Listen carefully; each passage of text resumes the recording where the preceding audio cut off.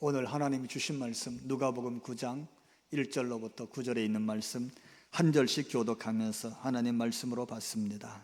예수께서 12제자를 불러 모으사 모든 귀신을 제어하며 병을 고치는 능력과 권위를 주시고 하나님의 나라를 전파하며 앓는 자를 고치게 하려고 내보내시며 이르시되 여행을 위하여 아무것도 가지지 말라.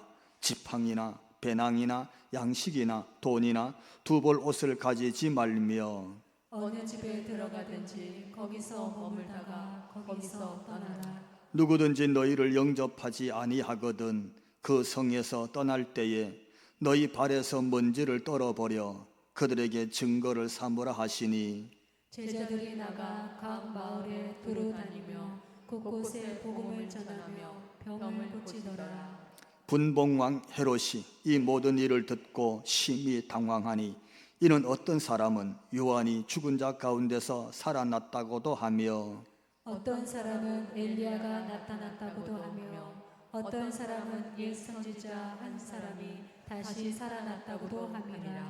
같이 헤롯이 이르되 요한은 내가 목을 베었거늘 이제 이런 일이 들리니 이 사람이 누군가 하며 그를 보고자 하더라. 아멘. 이 누가복음 9장에 오면 예수님께서 지금까지 친히 택하고 불렀던 제자들을 예수님이 파송하는 장면이 나옵니다. 다시 예수님이 세상으로 이 제자들을 내어보내시는 것이죠. 예수님의 제자는 다른 사람들이 부탁해서 왔거나 자신들이 스스로 자원해서 온 게 아닙니다. 예수님이 친히 본인이 선택하십니다. 마태복음에 보면 예수님이 이렇게 말씀하셨어요. 예수께서 자신이 원하는 자들을 부르시니 하고 시몬 베드로를 부르시고 요한을 부르고 야고보도 부르고 마태도 부르고 예수님이 이렇게 부르시는 거예요. 어떤 조건이 없습니다. 그 제자들에게 어떤 자격을 묻지도 않아요. 그 이유는 예수님이 자기와 함께 하고자. 그래서 예수님의 제자가 되어보니까 가는 곳마다 예수님 말씀을 듣습니다. 예수님의 가르침의 말씀을 들을 때마다 그들이 은혜를 받은 줄로 믿습니다. 하나님의 뜻이 이것이구나, 예수님이 이렇게 해서 오셨구나 보는 거예요. 그 말씀 속에서 감격이 되고 감동이 되는 거예요. 그 말씀이 선포되면 말씀이 가는 곳마다 역사가 일어난 줄로 믿습니다. 예수님 말씀이 가면 귀신이 떠나가는 거예요. 예수님 말씀이 가면 질병 있는 자가 고침받는 거예요. 예수님 말씀하시면 귀신이 떠나가는 거예요. 예수님 말씀이 가면 죽은 것도 살아나더라. 할렐루야. 기적을 보면서 내가 예수님의 제자로 부름받은 것이 너무 잘됐다, 자랑스러운 거예요. 그런 중에 오병이의 기적의 사건이 나잖아요. 어린아이 도시락 하나 가지고 예수님이 들고 축사하신 다음에 떼어주니까 거기 앉아있는 사람 남자 장정만 5천 명이 먹고 여자들과 아이들은 더 많아서 그들이 다 배불리 먹고 남은 부스러기만 모았더니 12광줄이나 된 줄로 믿습니다. 12바구니나 되는 거예요. 엄청 많이 남아왔어요. 그때 거기에 있는 무리들이 오병이의 기적을 체험한 그 백성들이 그날 예수님을 뭘로? 왕으로 추대하는 거예요. 예수님, 우리의 왕이 되어주십시오. 예수님이라면 우리가 왕으로 모시겠습니다. 이러는 거예요. 여러분, 내가 택함 받아 제자가 됐어요. 내가 제자된 내 섬기는 선생님이 왕이 됩니다. 그럴 때 나는 어떤 마음이 들겠어요? 역시 나는 정말 운이 좋아. 내가 제자가 되고 나니까 선생님이 이 나라의 왕이 되시네. 그러면 나는 대신이 되겠지. 오늘로 하면 총리가 될 것이고 아니면 장관이 될 것이야. 세상 말로 선생님 때문에 출세를 하게 된 거예요. 세상의 지위를 얻게 된 거예요. 얼마나 좋았겠어요. 어쩌면 내 평생 꿈도 못 꿨던 일이야. 왜? 전에 내가 하던 일은 고기 잡는 어부였어. 그물 던지는 어부였어. 근데 선생님을 잘 만나서 그분의 제자가 되고 나니까 나도 왕이 되신 분 밑에 있는 제자니까 세상적으로 성공할 수 있는 길이 확 열려버린 거예요. 여러분, 얼마나 기대가 컸겠어요? 얼마나 좋았겠어요? 예수님과 함께 변화산에 올라갔던 제자들은요, 예수님의 변화의 장면 보고 얼마나 감격이고 감동이었던지 베드로가 이렇게 말했어요. 주님, 주님이 원하시면 내가 이곳에 주님을 위해서, 모세를 위해서, 엘리야를 위해서 초막집을 세 채 짓겠습니다. 우리가 여기 있읍시다. 그 정도로 감동이 됐어요. 예수님 따라다니면서. 근데 그런 예수님이 오늘 본문에서 제자들을 다시 12를 다 불러놓고 이제 내가 너희를 세상에 보내노니 하상하거라 하고 보내시는 거예요. 그게 오늘 본문 1절 2절 이렇게 기록하고 있습니다. 예수께서 12제자를 불러 모으사 내보내시며 다시 세상으로 내보내는 거예요. 여러분, 이때 예수님은 어떻게 제자들을 세상으로 내보내셨을까요? 어떻게 다시 파송하셨을까? 어떤 마음으로, 어떤 사명을 가지고, 또는 필요한 무엇을 그들에게 주시면서 보냈을까? 우리가 그 생각해 봐야 되잖아요. 그런데 오늘 본문을 보면서 예수님이 이렇게 보내시는구나 하는 엄청난 메시지가 들어있어요. 첫째, 따라해 봅시다. 아무것도 가지지 말라. 아무것도 가지지 말라. 아니, 무슨 지위라도 줘야지. 하다못해 도지사나 시장이나 무슨 지위가 있어야 가서 무슨 일을 하지. 그런데 어떤 지위도, 어떤 권세도, 어떤 권력도, 어떤 출세나 성공적인 자리 하나 없이 아무것도 가지지 말라 이렇게 말씀하시는 거예요. 어떻게 이해를 해야 될까요? 교회 열심히 다니고 기도 열심히 하고 신앙생활 열심히 했는데 목사님 설교 보니까 세상에서 하나님은 아무것도 가지지 말라 이렇게 말씀하시면 우리가 계속 교회를 다녀야 될까요? 이제 그만 다녀야 될까요? 오늘 본문 3절 예수님께서 주신 말씀인 줄로 믿고 같이 읽어봅시다. 이르시되 여영을 위하여 아무것도 가지지 말라. 지팡이나 배낭이나 양식이나 돈이나 두 벌 옷을 가지지 말며. 여러분, 지팡이가 뭡니까? 지팡이는 권력을 상징합니다. 아무 권력도 없어 가지지 말라는 거예요. 심지어 세관에 앉아있는 마태에게는 세무 권력도 하나 갖지 말라 그런 뜻이에요. 아무 권력도. 배낭이 뭡니까? 가진 소유를 말하는 거예요. 내가 어떤 소유도, 내가 어떤 물질도 거기 재물도 담지 말라 그런 얘기죠. 여러분, 그러면 예수님을 따라가야 됩니까? 예수 믿고 교회를 다녀야 돼요? 그것뿐만이 아닙니다. 양식도 돈도 이거 없이 어떻게 살아요? 이거 없이 세상에 나가서 어떻게 사냐고. 여러분, 옷도 가지지 말라. 두 벌 옷도. 옷은 뭘 상징합니까? 그 사람의 지위를 상징해. 계급장이 붙어 있어요. 그 사람의 직함이 붙어 있어요. 어떤 직함도 없어요. 아무것도 가지지 말라. 여러분, 이게 무슨 뜻입니까? 나는 백성들이 예수님을 왕으로 세우시니까 나는 꿈을 꿨어, 기대했어. 예수님이 왕이 되시는 날 나는 그래도 한 자리 할 것이라고. 나는 예수님의 수제자니까 나는 그래도 큰 고위직이 내게도 주어지지 않을까 막 꿈을 꾸는 거예요. 근데 아무것도 가지지 말라. 어떻게 하란 말일까요? 여러분, 이 말씀의 메시지가 뭡니까? 왜 예수님이 이렇게 말씀하셨을까요?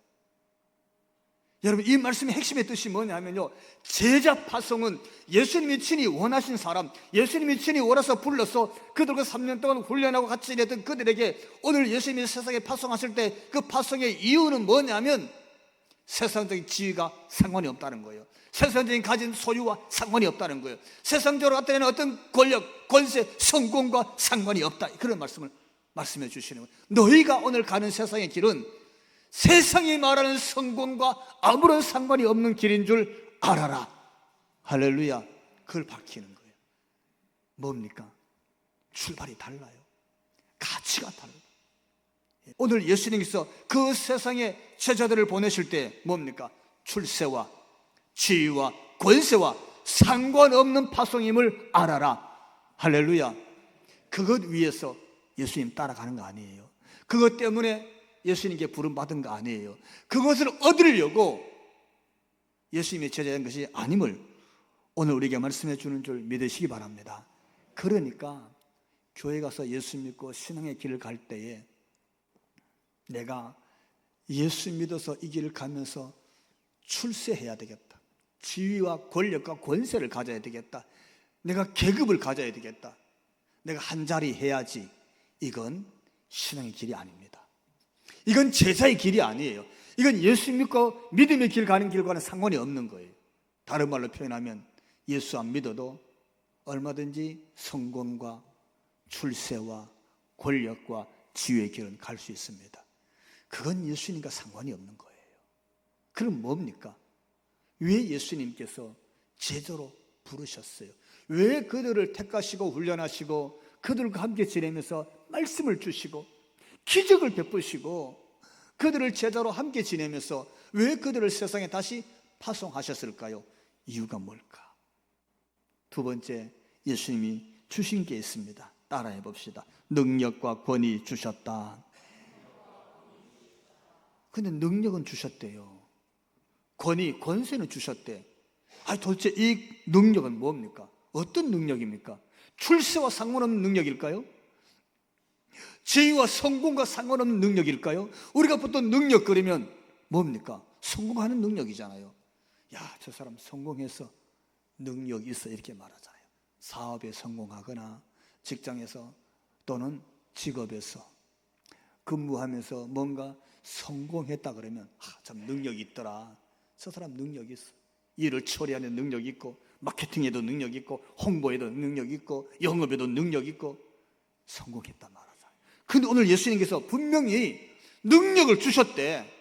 권세를 주셨대. 오늘 1절 같이 읽습니다. 예수께서 12 제자를 불러 모으사 모든 귀신을 제어하며 병을 고치는 능력과 권위를 주시고.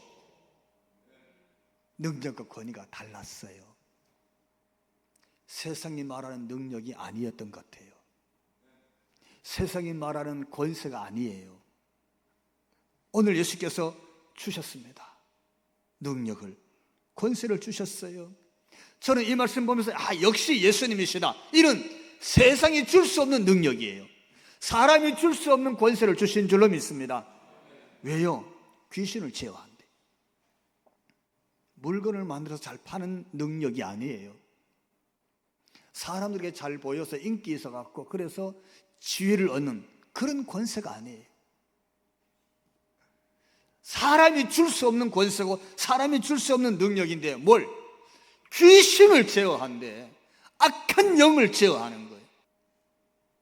오늘 성도 여러분, 우리 예수님의 이 말씀 앞에 영적인 눈을 떠야 될 줄로 믿습니다. 우리가 신앙의 눈을 떠야 돼요. 우리 마음속에 예수님이 임재하셔서 그분이 오셔주시는 말씀을 들을 수 있기를 바랍니다. 예수님께서 오늘 이 말씀 주셨을 때에 어떤 능력과 권세일까요? 그래서 제가 찾아보니까 여기 능력이란 말이 원어가 두나믹스란 말을 써요. 이게 이렇게 썼어요. 두나미스.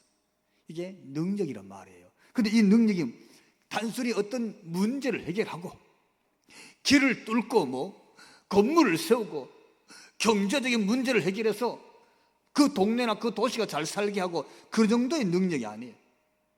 여기 이 능력은 이 두나미스란 말에서 온 게 뭐냐면 영어의 다이나마이트야. 다이나마이트. 힘, 에너지. 그런 뜻이에요. 어떤 힘이고 어떤 에너지냐면요. 다이나마이트가 뭡니까? 다이나마이트가 들어가면요. 바위도 깨어지는 줄로 믿습니다. 다이나마이트 들어가면요. 산도 무너집니다. 무너지잖아요. 다이나마이트 가면요. 터널도 뚫어냅니다. 막힌 거. 그건요. 무너뜨리고 깨고 파괴하는 게. 그것이 다이너마이트입니다. 뭐냐면 예수님의 능력이 가면 귀신이 제어한 것이 깨어지고 흑암의 권세가 무너지고 우리를 제어해주고 얽매이던 모든 올가미들이 끊어지고 인생의 캄캄한 절벽도 다 무너지고 막힌 담도 뚫어지는 그런 역사가 일어날 줄로 믿습니다. 그걸 주셨다는 거예요. 어둠의 벽이 다이너마이트가 터뜨려서 터널이 뚫리는 거예요. 캄캄한 인생 다 막힌 게 다이너마이트가 하나님의 능력이 가니까 다 무너져서 평지가 되더라. 할렐루야. 그런 능력, 디나미스를 예수님께서 세상에 보낸 제자들에게 주셨고, 할렐루야. 그게 예수님이 얼마나 멋진 분이에요. 어디 세상에 보이는 출세와 권세와 지위의 능력이 아니라 거기 사는 사람들의 마음을 캄캄하게 얽어매고 있고, 인생을 어둠의 터널로 산같이 무거운 짐들이 인생의 두 어깨를 자꾸 짓눌러서 숨쉬기조차 어렵고 사는 것조차 의미가 없어서 살 길을 찾지 못하는 인생에게 예수님이 능력 주셔서, 다이나마이트의 능력 주셔서 거기 흑암의 곳에 사탄의 세력, 우리의 모든 짐과 태산 같은 것들을 다 무너뜨리고 뚫고 파괴해서 길을 내고 평지를 내시는 줄로 믿습니다. 예수님이 이 능력을 주셨다는 거예요. 근데 오늘 성도 여러분, 우리가 예수 믿고 신앙생활한 저와 여러분, 오늘 신앙생활한 저와 여러분에게도 주님은 이 말씀을 통해서 동일한 은혜를 주시는 줄로 믿습니다. 동일한 능력을 주시는 거예요. 뭡니까? 세상에 있는 권력의 지팡이 말고 인생을 다시 세우고 흑암의 권세를 무너뜨리고 마귀와 귀신의 세력을 제어하는 그런 능력을 우리에게 주신 줄로 믿습니다. 그걸 말하는 거예요. 사람을 세우는 거지. 사람을 세우고 사람의 심령을 살리고 막힌 담을 우리 속에서 열어 제키는 그런 능력을 우리 주님이 주신 줄 믿습니다. 그래서 예수 이름으로 파송받아가서 성도들이 가면 그곳에 귀신의 능력은 물러가고 흑암의 권세는 무너지고 사탄의 세력도 떠나가고 사람과 사람 사이에 꽉 막혔던 담이 뚫어지고 하나님과 우리 사이의 영적 관계도 문이 열리는 그런 역사가 성도들을 통해서 일어날 줄로 믿습니다. 그 능력을 예수님께서 보내는 제자들에게 주셨더라. 그 우리에게 주신 주님의 은혜인 줄로 믿습니다. 우리가 그렇게 가는 거예요. 두 번째로 보니까 거기 권위를 주시고 권세를 주셨다고 했어요. 이 말은 통치권, 권리 그런 뜻입니다. 근데 이 엑소시아라는 말을 쓸 때는요, 가장 합법적인 그런 통치를 말하는 거예요. 불의가 아니에요. 속이는 게 아니야. 이용하는 게 아니에요. 하나님이 보시고 그분이 가장 합당하게, 바르게, 투명하게 인정하는 거예요. 누군가의 권리를 수탈해서 그걸 이용해서 자신의 이익을 채우는 게 아니에요. 오늘 예수님께서 제자를 보내는데요, 그들에게 다스리는 권리를 주셔서 뭘 다스리라는 거예요? 어떤 나라를 세우려고, 어떤 공동체를 세우려고, 어떤 다스림이 있게 하려고 예수님께서 제자들을 보내실 때 이런 권세, 권위를 주셨을까? 이 말의 뜻은 이겁니다. 흑암이 다스리는 권세, 마귀가 다스리는 권세, 마귀의 특징은 뭡니까? 이간질 시키는 거예요. 마귀의 특징은 분리시키는 거예요. 서로에게 싸움을 붙이는 거예요. 근데 그런 마귀의 역사, 이간질, 분열, 귀신의 다툼, 이런 모든 역사와 두려움 속에서 이를 다스리라. 어떻게? 귀신을 제어하고, 여러분 흑암의 권세, 영적 권세를 주님이 주셔서 그 권세로 다스리게 하기 위해서 제자들을 어디로? 세상으로 보낸 줄로 믿습니다. 이게 성도들이 깨달아야 되는 거예요.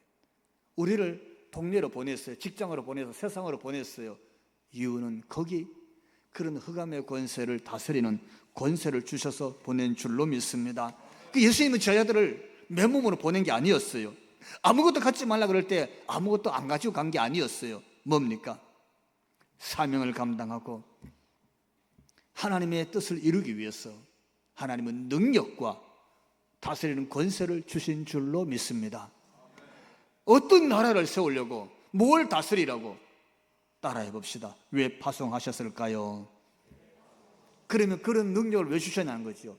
왜 그런 권세를 주셔서 예수님이 세상으로 보냈을까요? 제자들은 예수님의 파송을 받았을 때에 그 제자들을 통해서 당시에 유다 땅을 다스리던 분봉왕이 있었는데 헤롯이었어요. 헤롯이 그들의 말을 듣고 당황하기 시작합니다. 놀랍니다. 두려워합니다. 왜요? 이유가 있었습니다. 우리 7절 말씀 함께 읽습니다. 분봉왕 헤롯이 이 모든 일을 듣고 심히 당황하니 이는 어떤 사람은 요한이 죽은 자 가운데서 살아났다고도 하며, 그들이 나와서 뭔가를 전했어요. 뭔가를 말하고 뭔가를 능력을 나타내니까 사람들뿐만이 아니라 심지어 누구까지, 헤롯 왕까지 놀랐어요. 당황하는 거예요. 헤롯 왕까지 두려워하는 거예요. 사람들이 말을 하는 거예요. 아니, 제자들이 와서 말하는데 그 선생이 세례 요한이 다시 살아나서 온 것 같다는 거예요. 그 다음 말씀 보면 사람들이 말하는데 엘리야가 다시 왔대. 야, 엘리야 같다고 말하는 거예요. 제자들이 그 선생님들을 소개하고 다니는데 사람들이 들어보니까 이는 우리 조상 중에 훌륭한 선지자 같다는 거예요. 있을 수 없는 일이 생겼어요. 왜? 헤롯은 세례 요한이 어떻게 죽은지 알거든요. 다시 살아날 수가 없어요. 까무러쳤다가 깨어날 수가 없어요. 감옥에 갇혀있다가 풀려날 수가 없어요. 왜? 자기가 가장 잘 알아요. 자기가 감옥에 수감했다가 자기가 목을 잘라서 세례 요한을 참수시켰거든. 헤롯 왕이 자신이 세례 요한을 참수시켰어요. 너무 잘 알잖아. 그래서 일어날 수 없는 일이 일어났을 때 두려웠던 거예요. 당황하는 거예요. 어떻게 이럴 수 있냐는 거죠. 왜 이런 일이 생겼을까요? 예수님께서 능력을 주시고 권세를 주셔서 세상에 보냈을 때 이유가 있었어요. 어떤 이유? 그게 2절 말씀인데 우리 2절도 같이 읽습니다. 하나님의 나라를 전파하며 앓는 자를 고치게 하시려고 보내시며. 아멘. 하나님의 나라를 전파하라고 나갔어. 세상에 있는 권력의 지팡이도 아니고 세상에 있는 재물의 배낭도 아니고 지위의 옷 두 벌도 아니고 하나님의 나라를 선포하라는 거예요. 그러셨잖아요. 하나님의 나라를 전파하며 앓는 자를 고치게 하려고 내보내시며. 이 두 가지 이유였어요. 하나님의 나라입니다. 여러분, 이건 성도도 동일하고 오늘 교회도 동일하게 주님이 주신 말씀인 줄 결코 잊지 않고 믿으시기를 축원합니다. 우리를 보내신 이유, 나를 택해서 하나님의 자녀를 삼으시고 예수 믿게 하셨어요. 왜? 세상에 나가서 하나님의 나라를 전파하라고. 세상에 나가서 병들어 앓고 있는 사람을 고쳐주라고. 할렐루야. 이것 때문에 우리를 보내신 거예요. 여러분, 하나님 나라는 어떤 겁니까? 왜? 하나님 나라를 전파하라 그러잖아요. 여러분의 입술 때문에, 여러분이 걸어간 자리 때문에, 여러분의 행동 때문에 하나님 나라가 드러나고 있습니까? 아니면 하나님 나라가 묻히고 있습니까? 하나님 나라가 자랑스러워지고 있습니까? 하나님 나라가 혹시 손가락질을 받고 있지는 않습니까? 여러분, 하나님의 나라는 하나님이 주인인 나라인 줄 믿으시기 바랍니다. 하나님이 주인이신, 하나님이 왕이신, 하나님이 하나님 되게 하는 게 하나님의 나라예요. 사람이 아니에요. 제사장도 아니고 목회자도 아니고 하나님이 왕인 나라, 하나님이 다스리는 나라. 예수님이 이 땅에 오셔서 첫 번째 던진 메시지가 뭐냐면요, 마태복음 4장 7절 회개하라 하나님의 나라가 가까이 왔느니라. 첫 번째 하신 말씀이 이거예요. 하나님의 나라가 가까이 왔다는 거지. 하나님 나라를 세워야 돼요. 여러분, 하나님의 나라는 사람의 권력도 어떤 우상도 하나님을 대신할 수 없습니다. 하나님을 대신한다면 이미 거긴 하나님의 나라가 아니고 하나님의 이름이 무시당하는 곳입니다. 그러므로 오늘 예수님께서 내가 너희를 세상에 보내노니 너희는 하나님의 나라를 선포하라 라고 하셨다면 오늘도 이 말씀 우리 마음에 새기고 내가 있는 곳에 내가 기도하면 하나님의 이름이 드러나고 내가 예배하면 하나님의 영광을 받으시고 내가 사람을 만나면 하나님의 살아계심이 묻어나는 그 하나님의 나라가 오늘 저와 여러분 한국교회 때문에 이 땅에 하나님의 나라가 이루어지기를 주님 이름으로 축원합니다. 그래서 우리를 보내신 거예요. 두 번째, 앓는 자를 고치라 그랬습니다. 뭡니까? 병든 자를 치유하라는 겁니다. 세상은 온통 아픈 자들입니다. 다 아픈 자들이, 안 아픈 사람이 없어요. 질병의 아픔 때문에 고통을 토해내고 신음하는 사람, 어디서 위로받습니까? 누가 어루만져 줍니까? 오늘 예수님은 12제자를 세상에 보내시면서 너희 가서 아픈 사람을 만져주라는 거예요. 오늘 본문 바로 전에 예수님 어디 갔다 오셨어요? 거라사인 갔다 오셨어요. 거라사인에 누가 있었어요? 귀신 든 자야. 군대 귀신 들어서 벌거벗고 무덤 사이에서 묻혀서 귀신이 소리내고 사는 인생이야. 그분이 다시 거기서 배를 타고 건너오셨어요. 누구를 만났어요? 회당장 야이로가 찾아와서 예수님을 막 모시면서 자기 집에 와달라고 그랬어요. 왜? 하나밖에 없는 딸이 병들어 죽어가고 있었잖아요. 가는 중에 이미 죽어버렸어.